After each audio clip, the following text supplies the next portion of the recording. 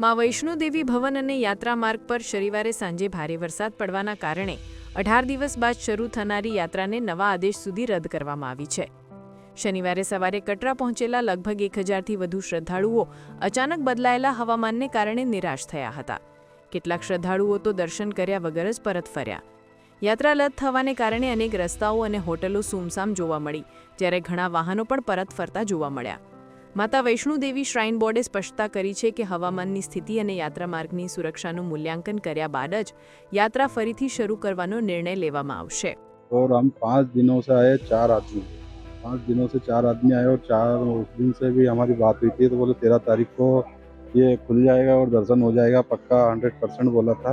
मौसम भी खुला था और तो हम जब से ही रुके होटल में इधर और हमारे दर्शन मतलब आज पक्का बोला था, तो आज भी हम सुबह 3 बजे से इधर आके खड़े, तो 3 बजे से आके खड़े, तो जब भी आज भी मतलब पूरा कैंसिल कर दिया।